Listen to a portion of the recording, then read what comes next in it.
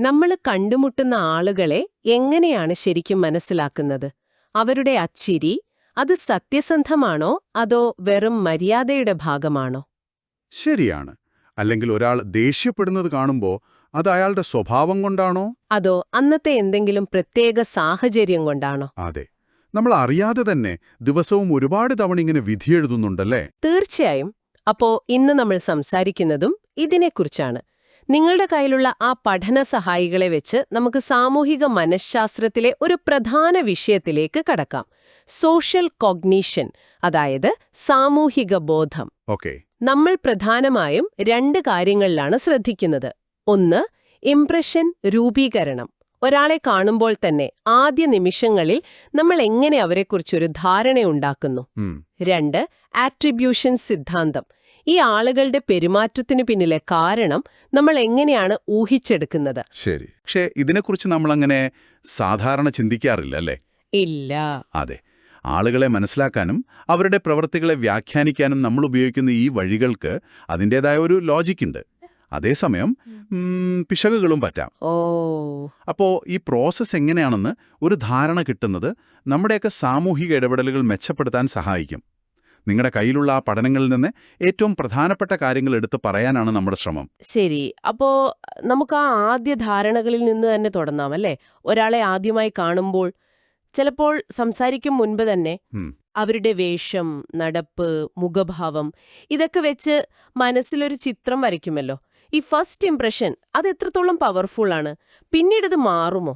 ഓ, ആദ്യ ധാരണകൾ അത് ഭയങ്കര ശക്തമാണ്. ഇതിനെപ്പറ്റി വളരെ വ്യക്തമായൊരു ക്ലാസിക് സ്റ്റഡിയുണ്ട്. ലൂച്ചിൻസ് നടത്തിയത് 1957. ഓക്കെ. അദ്ദേഹം എന്താ ചെയ്തതെന്ന് വെച്ചാൽ പങ്കെടുത്തവർക്ക് ജിം എന്നൊരു കുട്ടിയെക്കുറിച്ച് 2 പാരഗ്രാഫ് കൊടുത്തു. ഒന്നിൽ ജിം ഭയങ്കര ഫ്രണ്ട്ലി, ഓപ്പൺ, ഒരു എക്സ്ട്രോവേർട്ടായിട്ട്. ശരി. മറ്റേതില് ജിം കുറച്ച് ഒതുങ്ങിയ, അധികം സംസാരിക്കാത്ത ഒരു ഇൻട്രോവേർട്ട്. ഓക്കെ. രസമെന്താണെന്നറിയോ? ചിലർക്ക് എക്സ്ട്രോവേർട്ട് വിവരണം ആദ്യം കൊടുത്തു, പിന്നെ ഇൻട്രോവേർട്ട്. മറ്റു ചിലർക്ക് നേരെ തിരിച്ചും. എന്നിട്ടെന്തായി? ഫലം വളരെ ക്ലിയർ ആയിരുന്നു. ഏത് വിവരണമാണോ ആദ്യം വായിച്ചത് അതായിരുന്നു ജിമ്മിനെക്കുറിച്ചുള്ള അവരുടെ ഫൈനൽ അഭിപ്രായത്തെ ഏറ്റവും കൂടുതൽ സ്വാധീനിച്ചത്. അപ്പോ ആദ്യം എക്സ്ട്രോവേർട്ട് എന്ന് വായിച്ചവർ അവർക്ക് പിന്നീട് ഇൻട്രോവേർട്ട് എന്ന് വായിച്ചിട്ടും ജിം മൊത്തത്തിലൊരു എക്സ്ട്രോവേർട്ട് ആണെന്നായിരുന്നു തോന്നിയത്. മറ്റേ ഗ്രൂപ്പിന് നേരെ തിരിച്ചും. ഓ, അപ്പോ ആദ്യം കിട്ടുന്ന വിവരം മനസ്സിലങ്ങ് പതിഞ്ഞു പോവല്ലേ? ഇതിനെയാണോ ഈ പ്രൈമസി ഇഫക്റ്റ് എന്ന് പറയുന്നത്? അതെ, അതുതന്നെ. Primacy effect. ആദ്യം കിട്ടുന്ന ഇൻഫർമേഷന് നമ്മൾ കൂടുതൽ വെയിറ്റ് കൊടുക്കും. പിന്നീട് കിട്ടുന്ന വിവരം ആദ്യത്തേതിനെ എതിർക്കുന്നതാണെങ്കിൽ പോലും ആ ആദ്യത്തെ ധാരണ മാറ്റാൻ നമുക്കൊരു മടിയാണ്. നിങ്ങൾ തന്നെ ആലോചിച്ചു നോക്കൂ.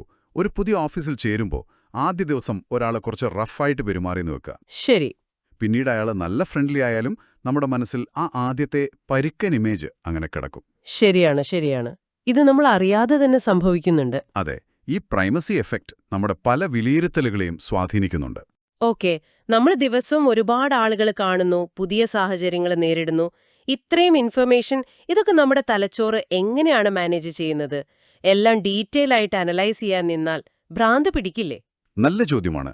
അവിടെയാണ് ഈ സ്കീമുകളുടെ ഒരു റോൾ വരുന്നത്. സ്കീമുകൾ? അതെ.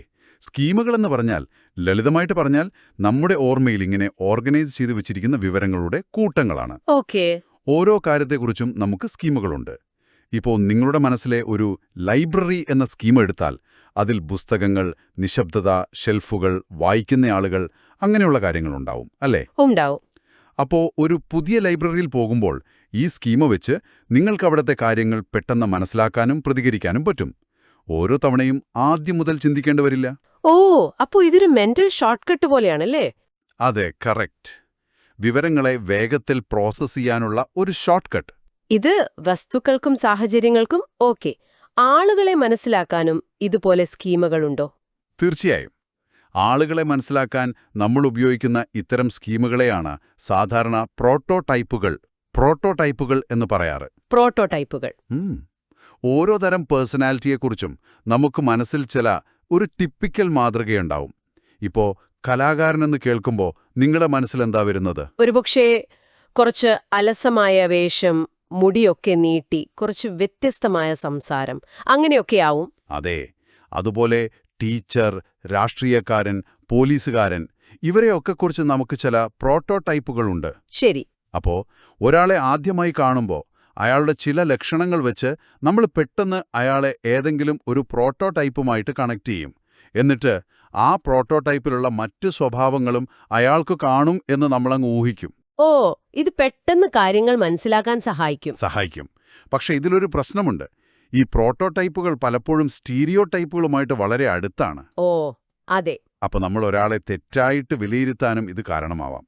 ഇപ്പോൾ കീറിയ വസ്ത്രമിട്ട ഒരാളെ കണ്ടാൽ അയാൾ വിദ്യാഭ്യാസമില്ലാത്ത ആളാണെന്നോ പാവപ്പെട്ടവനാണെന്നൊക്കെ കരുതുന്നത് ഒരു പ്രോട്ടോടൈപ്പ് ചിന്തയാണ്. അത് തെറ്റായിരിക്കാം, അല്ലേ? ശരിയാണ്. നമ്മൾ അറിയാതെ തന്നെ ആളുകളെ അളക്കുന്നുണ്ട്. വസ്ത്രധാരണം, സംസാരമൊക്കെ വെച്ച്.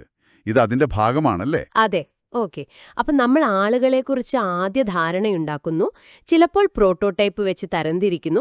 അടുത്ത സ്റ്റെപ്പ് എന്താണ്? അവരുടെ പെരുമാറ്റം അത് മനസ്സിലാക്കുക. അതെ. ഒരാൾ എന്തിനാ അങ്ങനെ ചെയ്തേ, എന്റെ ഫ്രണ്ട് എന്താ ഫോൺ എടുക്കാത്തത്, പരീക്ഷയ്ക്ക് മാർക്ക് കുറഞ്ഞതെന്തുകൊണ്ടാ, ഈ എന്തുകൊണ്ട് എന്ന ചോദ്യം, അതിനുള്ള ഉത്തരം കണ്ടെത്താനുള്ള ശ്രമം, അതിനെക്കുറിച്ചാണല്ലോ ആട്രിബ്യൂഷൻ സിദ്ധാന്തം പറയുന്നത്.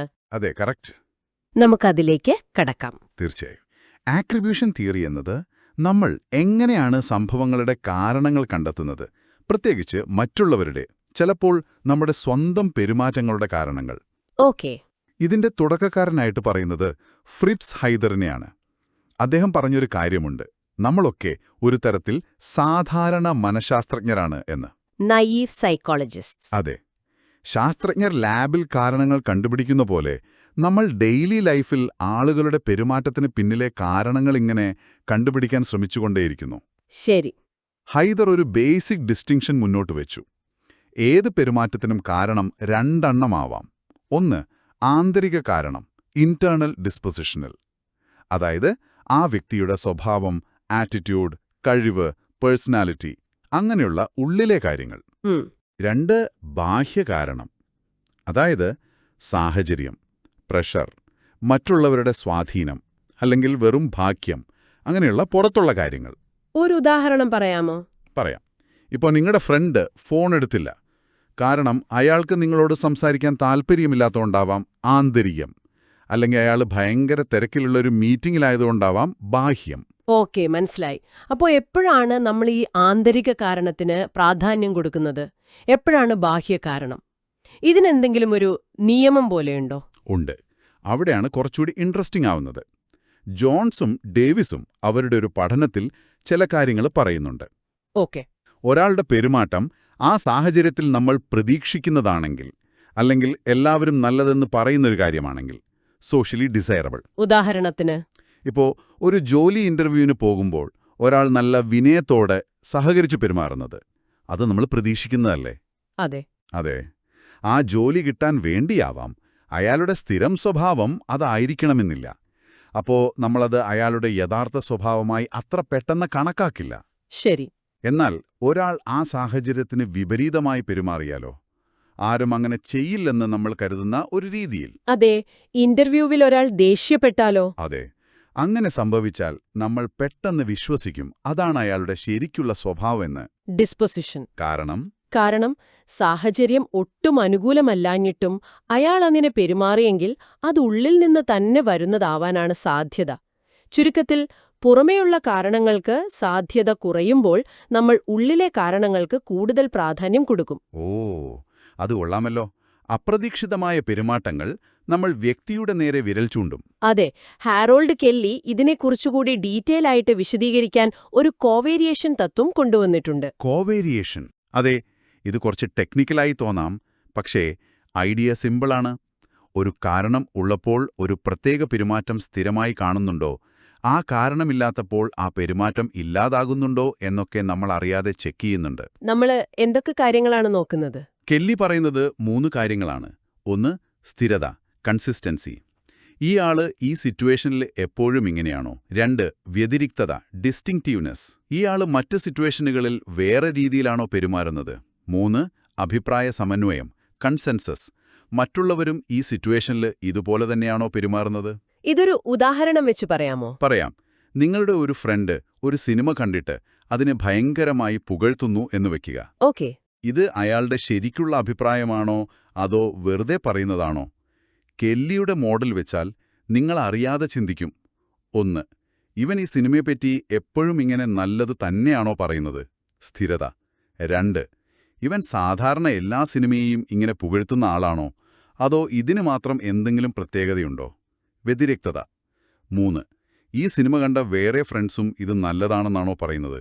അഭിപ്രായ സമന്വയം. ഓക്കെ. ഈ ചോദ്യങ്ങൾക്കുള്ള ഉത്തരം അനുസരിച്ചാണ് നിങ്ങളൊരു നിഗമനത്തിലെത്തുന്നത്. എല്ലാവരും സിനിമ കൊള്ളാമെന്ന് പറയുന്നു, ഇവൻ സാധാരണ എല്ലാ സിനിമയും പുകഴ്ത്താറില്ല എങ്കിൽ. കാരണം സിനിമയുടെ ഗുണമാണ് ബാഹ്യം. ഓക്കെ. എന്നാൽ ഇവൻ എപ്പോഴും എല്ലാത്തിനെയും പുകഴ്ത്തുന്ന ടൈപ്പാണെങ്കിൽ അപ്പോ കാരണം അയാളുടെ ഒരു സ്വഭാവമാണ്, ആന്തരികം. കൊള്ളാം. അപ്പൊ നമ്മൾ കാര്യകാരണങ്ങൾ കണ്ടെത്താൻ ഇങ്ങനെയൊക്കെ ഡീറ്റെയിൽഡ് ആയിട്ട് ചിന്തിക്കുന്നുണ്ട്. പക്ഷേ എപ്പോഴും നമ്മൾ ഇത്ര ലോജിക്കലായിട്ടാണോ ചിന്തിക്കുന്നത്? തെറ്റുകൾ പറ്റാറില്ലേ? ഓ, ഇഷ്ടം പോലെ. ഹൈദർ പറഞ്ഞ ആ സാധാരണ മനഃശാസ്ത്രജ്ഞനുണ്ടല്ലോ, അയാൾ പലപ്പോഴും ഒരു മടിയൻ മനഃശാസ്ത്രജ്ഞനാണ്. ഹാഹാ. നമ്മൾ എപ്പോഴും ഇത്ര ഡീപ്പായിട്ട് ചിന്തിക്കാനൊന്നും പോകാറില്ല. പെട്ടെന്നൊരു നിഗമനത്തിലെത്താൻ ചില എളുപ്പവഴികൾ ഉപയോഗിക്കും. അത് പലപ്പോഴും തെറ്റുകളിലേക്ക് നയിക്കും. എന്തൊക്കെയാണ് സാധാരണ പറ്റുന്ന തെറ്റുകൾ? ഒരുപാടുണ്ട്. നിങ്ങളുടെ ആ നോട്ടുകളിൽ പറയുന്ന കുറച്ച് പ്രധാനപ്പെട്ട പിശകുകൾ നോക്കാം. ഒന്നാമത്തേത്, ഒരുപക്ഷെ ഏറ്റവും ഫേമസ് ആയത്, അടിസ്ഥാനപരമായ ആട്രിബ്യൂഷൻ പിശകാണ്. Fundamental attribution error. FAE. അതെ. മറ്റൊരാളുടെ പെരുമാറ്റം കാണുമ്പോൾ അതിന് കാരണം അയാളുടെ വ്യക്തിത്വം അല്ലെങ്കിൽ സ്വഭാവം, ഡിസ്പോസിഷൻ ആണെന്ന് നമ്മൾ പെട്ടെന്നങ്ങ് തീരുമാനിക്കും. ആ സാഹചര്യത്തിന്റെ പങ്ക് നമ്മൾ കുറച്ച് കാണും. ഉദാഹരണത്തിന്, ഇപ്പോ റോഡിലൊരാൾ റാഷായിട്ട് ഡ്രൈവ് ചെയ്യുന്നത് കണ്ടാൽ അയാൾക്കൊരു ശ്രദ്ധയുമില്ല, അല്ലെങ്കിൽ മോശം ഡ്രൈവറാണ് എന്ന് നമ്മൾ പറയും. ഒരുപക്ഷേ അയാൾക്ക് ഹോസ്പിറ്റലിൽ പെട്ടെന്ന് എത്തേണ്ട ഒരു ആവശ്യമുണ്ടായിരുന്നിരിക്കാം. ആ സാഹചര്യം നമ്മൾ ഓർക്കില്ല. പക്ഷെ നമ്മൾ തന്നെ ട്രാഫിക്കിൽ കുറച്ച് വേഗത്തിൽ പോയാലോ? അതാണ്. അപ്പോ കഥ മാറും. അതെങ്ങനെ? നമ്മുടെ സ്വന്തം പെരുമാറ്റം വിശദീകരിക്കുമ്പോൾ നമ്മൾ നേരെ തിരിച്ചാ ചിന്തിക്കുക. നമ്മൾ ട്രാഫിക്കിൽ വേഗത്തിൽ പോയത് നമ്മൾ മോശം ഡ്രൈവർ ആയതുകൊണ്ടല്ല, നമുക്ക് ലേറ്റ് ആയതുകൊണ്ടാണ്, അല്ലെങ്കിൽ മുന്നിലെ വണ്ടി മെല്ലെ പോയതുകൊണ്ടാണ്. കാരണം സാഹചര്യമാണ്. ഓ, അപ്പോ മറ്റുള്ളവരുടെ കാര്യത്തിൽ സ്വഭാവം, നമ്മുടെ കാര്യത്തിൽ സാഹചര്യം. അതെ, ഇതാണ് FAE. നിങ്ങളൊന്ന് ഓർത്തു നോക്കൂ. കൂട്ടുകാരൻ പരീക്ഷയിൽ തോറ്റാൽ അവൻ മര്യാദയ്ക്ക് പഠിച്ചില്ല എന്നും, നിങ്ങൾ തോറ്റാൽ ചോദ്യപേപ്പർ ഭയങ്കര ടഫായിരുന്നു എന്നും എപ്പോഴെങ്കിലും തോന്നിയിട്ടുണ്ടോ? തോന്നിയിട്ടുണ്ട്. ഇത് വളരെ കോമൺ ആണല്ലേ? വളരെ കോമൺ ആണ്. ശരി, അടുത്ത പിശക്. അടുത്തത് സ്വയം സേവിക്കുന്ന പക്ഷപാതം, സെൽഫ് സെർവിംഗ് ബയസ്. ഇത് നമ്മുടെ വിജയപരാജയങ്ങളെ നമ്മൾ എങ്ങനെ കാണുന്നു എന്നതുമായി ബന്ധപ്പെട്ടതാണ്. ഓക്കെ. സിമ്പിളായി പറഞ്ഞാൽ, നമ്മൾ ജയിച്ചാൽ അതിന്റെ ക്രെഡിറ്റ് നമുക്ക് തന്നെ. നമ്മുടെ കഴിവ്, ബുദ്ധി, ഹാർഡ് വർക്ക് കാരണം ആന്തരികമാണ്. ശരി.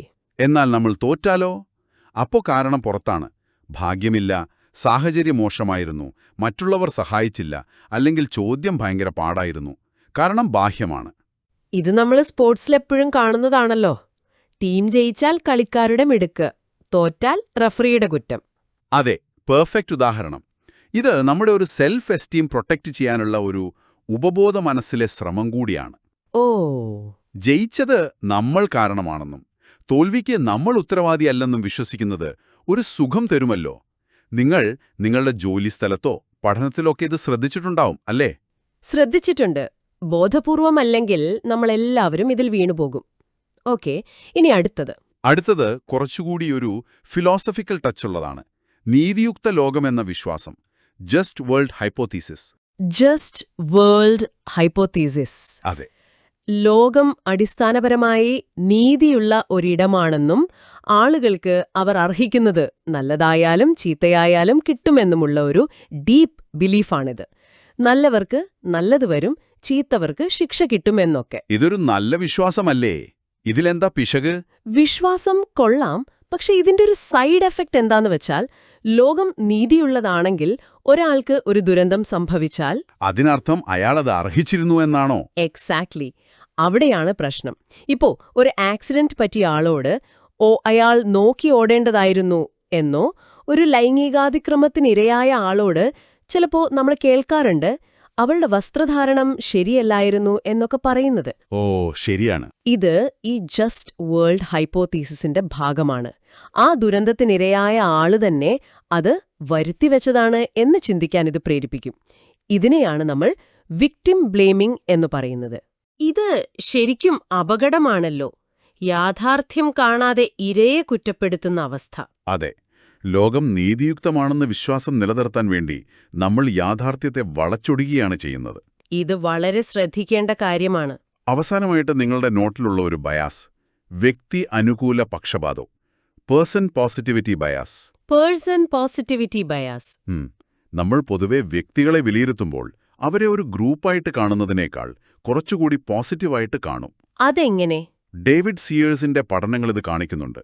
ഇപ്പോ നിങ്ങൾ കോളേജ് പ്രൊഫസർമാരെ ഓരോരുത്തരെയായി റേറ്റ് ചെയ്താൽ കിട്ടുന്ന ആവറേജ് സ്കോർ കോളേജ് പ്രൊഫസർമാർ എന്ന ഗ്രൂപ്പിനെ മൊത്തത്തിൽ റേറ്റ് ചെയ്യുമ്പോൾ കിട്ടുന്നതിനേക്കാൾ കൂടുതലായിരിക്കാം. ഓ, എന്തുകൊണ്ടോ വ്യക്തികളോട് നമുക്ക് കുറച്ചുകൂടി സിമ്പതിയുണ്ട്. അതെ, അങ്ങനെ പറയാം.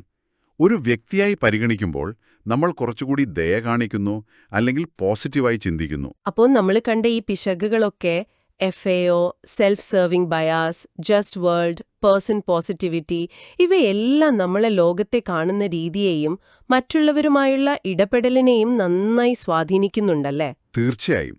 നമ്മൾ പലപ്പോഴും അറിയാതെയാണ് ഈ ബയാസുകൾക്കനുസരിച്ച് പെരുമാറുന്നത്. അതെ, ഈ ആട്രിബ്യൂഷനുകളും അതിലെ പിശകുകളും ഏറ്റവും നന്നായി കാണാൻ പറ്റുന്നൊരു ഏരിയയാണ് വിദ്യാഭ്യാസം.